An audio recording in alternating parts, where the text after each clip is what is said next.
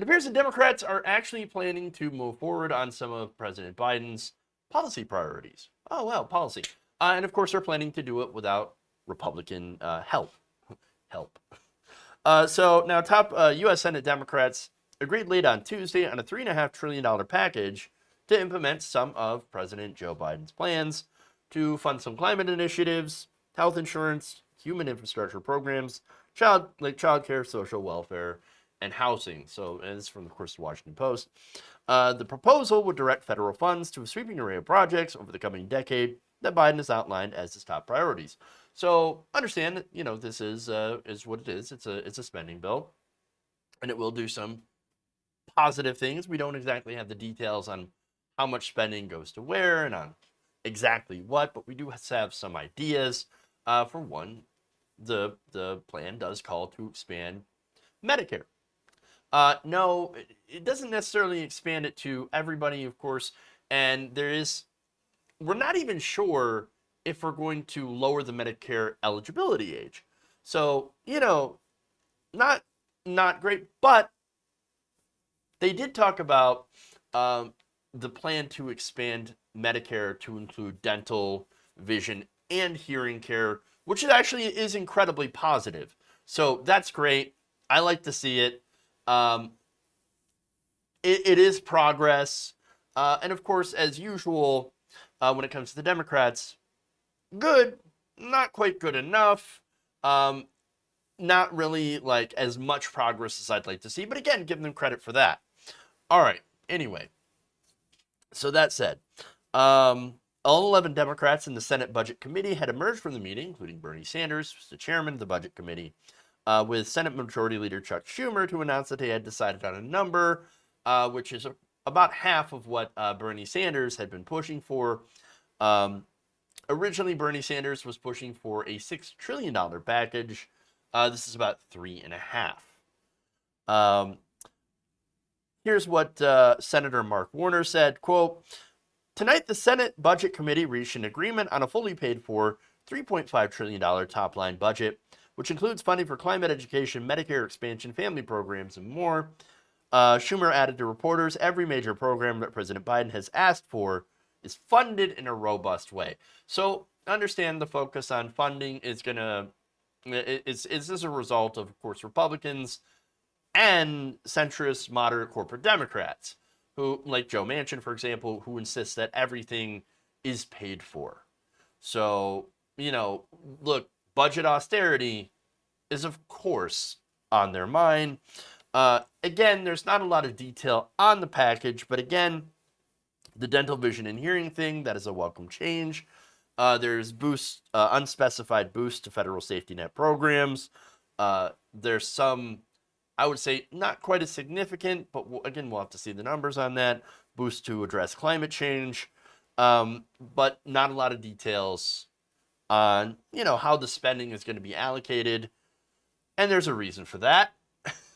So far, none of this is a done deal. They still have to go and talk to Joe Manchin. Joe Manchin has already said, I don't agree. Oh, all right. Well, basically he says, I'm going to need time to go and look at it, or what we know is he's going to need time to go and ask his donors, of course. Mark Warner, again, one of the centrist Democrats, said the budget measure is fully financed. However, Democrats have previously said that they plan to pay for much of their package using tax increases on the wealthy, on corporations as well. But the plan will not raise taxes on people making less than $400,000 a year, nor small businesses. So, again, here's the thing. The corporate Democrats, they're basically, I think that there's a good chance that they could derail this by demanding it be paid for, but not supporting tax increases on corporations. We know this. That would, of course, mean that the only other way to fund it would be to cut government programs and services, or find some other weird, tricky ways to try to finance the bill, as it has to go through reconciliation. And since they are going to use reconciliation to get past what is expected to be, of course, Republican filibuster, they need every single vote. And it only takes one Joe Manchin to derail the whole thing.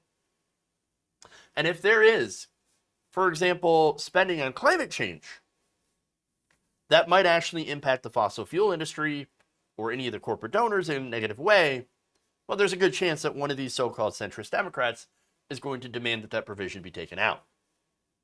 Why would they do that? Of course, you know the answer already. Follow the money. The new Republic's Kate Aronoff actually recently revealed that centrist think tanks are raking in Exxon cash, citing a company report, while HuffPost Alexander Kaufman reviewed an analysis by the advocacy group Oil Change US of campaign contributions to 6 Democrats unearthed, who were named in an unearthed June expose. So Unearth is Greenpeace's UK investigative journalist arm. Now, you guys remember the video. That's Keith McCoy, Dan Easley, who thought that they were discussing the company's lobbying efforts with the recruitment consultant. They revealed, of course, that, well, they own a lot of the so-called moderates. In fact, the Oil Change US analysis focuses on campaign disclosures of 6 Democratic lawmakers McCoy had mentioned: Senators Chris Coons, Maggie Hassan, Mark Kelly, Joe Manchin, Kirsten Sinema, and John Tester. Tester led the group in taking $99,783 in donations from the fossil fuel industry, followed by Sinema taking $70,800, Coons $68,650, Manchin $64,864, Hassan $26,699, and Mark Kelly taking a total of $1,500. So, all right, I've got some thoughts. A few, just a couple, For one, if it doesn't pass, that is, if Joe Manchin doesn't agree to the $3.5 trillion spending, well, then, of course, it's going to get negotiated down further. And it's already been watered down. Understand that this was supposed to be $6 trillion in new spending. It is now half of that, thanks to the moderates, and it probably will get reduced even further. And this does not involve Republicans. You can't sit there and blame Republicans for this. Oh, Republicans, well, of course they're going to filibuster it. Well, that's why they're doing budget reconciliation. Now, it's Democrats negotiating with the so-called centrist moderates, who are now apparently very, very concerned about inflation and, oh my God, we can't just keep spending money. Look at all this money that we're spending.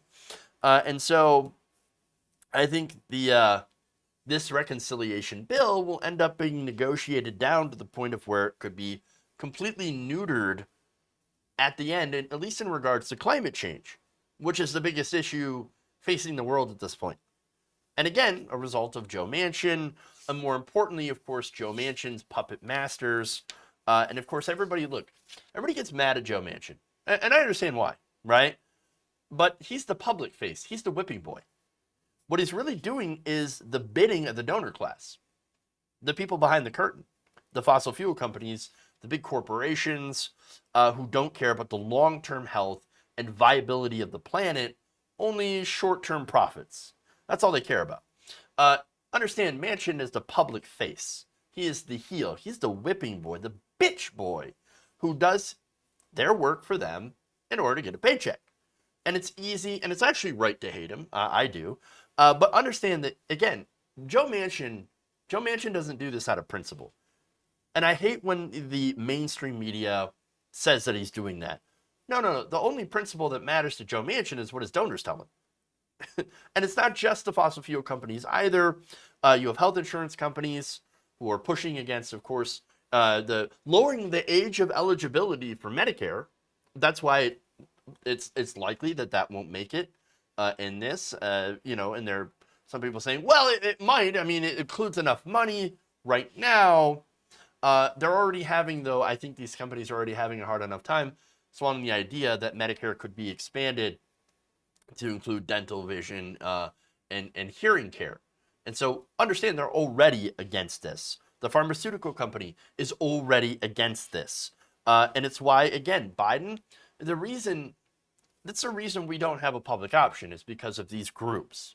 And why, again, I'm very concerned that even these these modest expansions might not even make it into the final piece.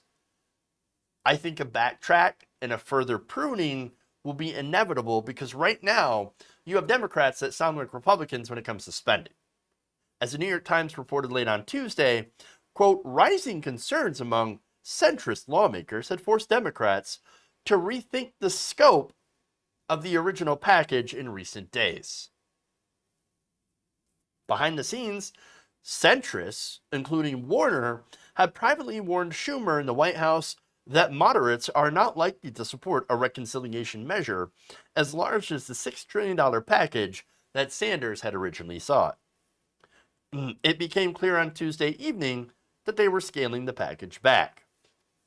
And this will likely not be the first time that they scale this back. I'm sure they'll scale it back even further.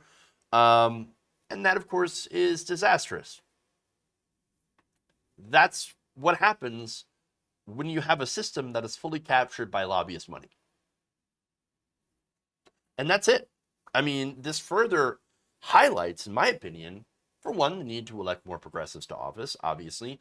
I don't think we'd be having this much of a conversation if a lot of those centrist, so-called centrist Democrats had been replaced by progressives. Imagine Joe Manchin, for example, having been replaced by Paul Gene Swearengin. We wouldn't be having that issue with Manchin or, primary challengers, for example, John Tester and Mark Warner.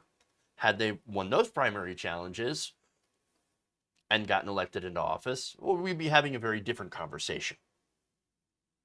So we've got to not only elect more of those, more of good progressives that will actually want to do something, but also in the grand scheme of things, if you really want to fix a rot in a system, you get the money out of politics. Otherwise, we're never going to have, and as decent as the end bill might actually be, because I'm sure it will do some positive things, and I'm sure it will help some people, but it's never going to be enough of a scope to really face the challenges that this country is currently going through. And so we've got to get that money out of politics if we actually want to do real, gigantic, substantive change. Because right now, under Biden and the Democrats and our current system, nothing will fundamentally change. If you enjoyed this video, please give us a like and share with your friends. You can subscribe and help out the channel by becoming a patron. It's patreon.com/Jeff Waldorf, or you can become a channel member as well by hitting the join button below.